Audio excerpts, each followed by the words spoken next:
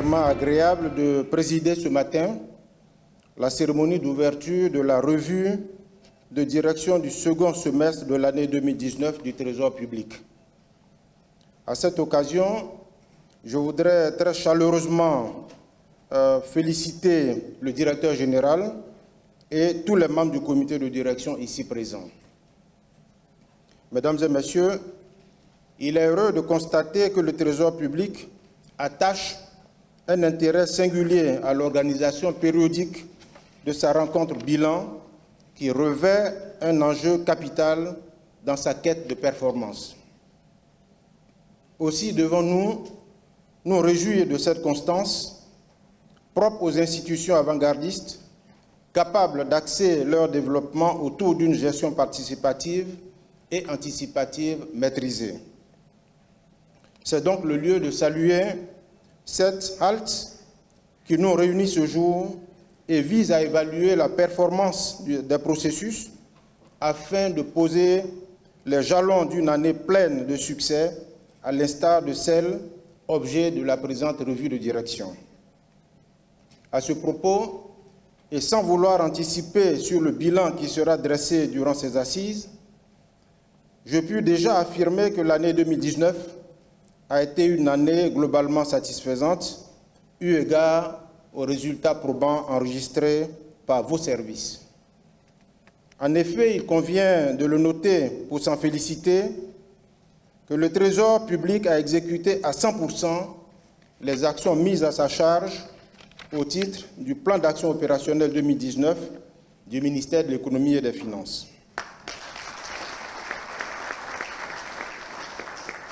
Contribuant ainsi à soutenir la réalisation des grands projets structurants à travers le financement du budget 2019 à hauteur de 1 486,6 milliards de francs CFA sur un objectif de 1 426,5 milliards de francs CFA, soit une plus-value de 60,1 milliards de francs CFA. En outre, en dépit de quelques contraintes, le Trésor public a su faire face au défi du paiement à bonne date des créances des opérateurs économiques, favorisant ainsi le développement du secteur privé et la création d'emplois. À cela s'ajoute la bonne mise en œuvre de la stratégie de gestion de la dette à moyen terme qui a permis de maintenir le déficit public à un niveau de 3% du PIB et de contenir le niveau d'endettement du pays en deçà de la norme communautaire de 70%. Je ne saurais également passer sous silence, et cela a été mentionné tout à l'heure, la certification brillamment obtenue de l'ensemble des métiers du Trésor public à la norme ISO 9001, version 2015. Monsieur le directeur général, mesdames et messieurs, tous ces acquis méritent d'être salués. Je voudrais donc vous féliciter et vous exprimer mes encouragements dans votre ambition de conforter la place du Trésor public dans le giron des administrations de référence.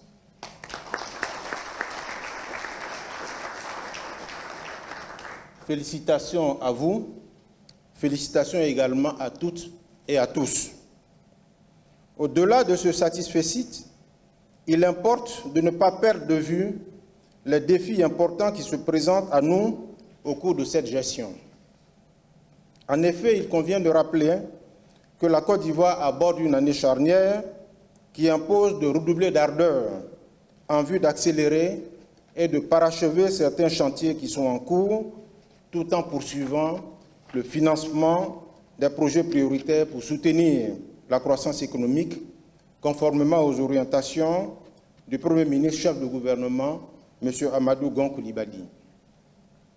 Dans cette optique, il est plus qu'urgent de poursuivre les actions en faveur notamment du financement du programme social du gouvernement et de la transformation structurelle de notre économie.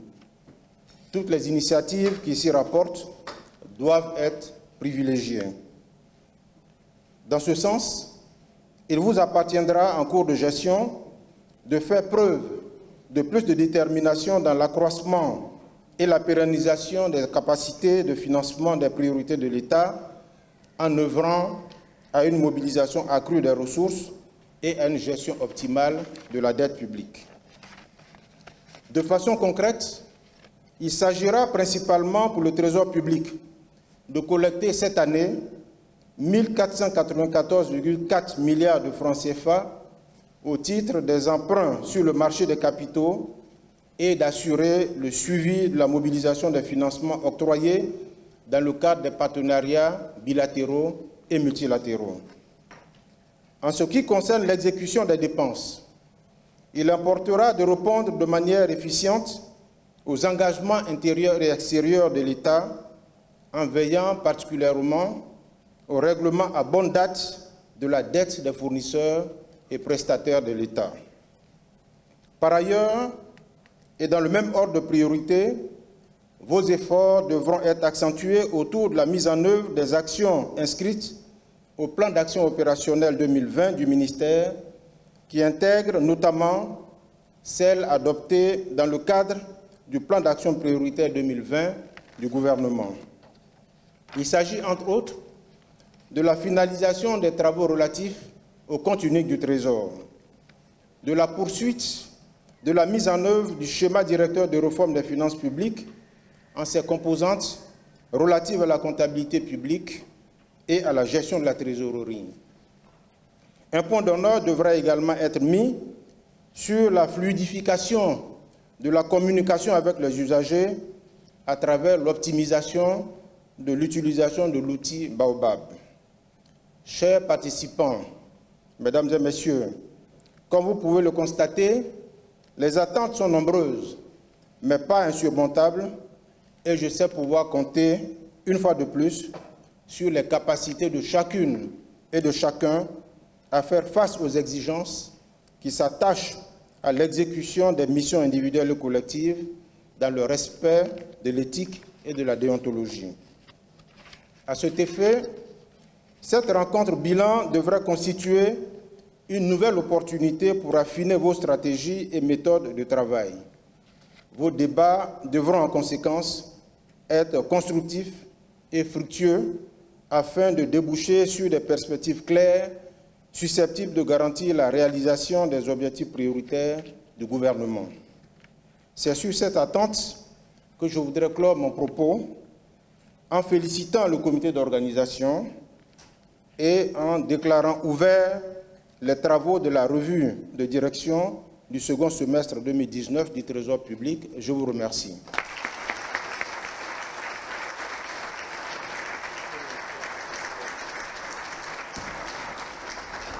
Ovation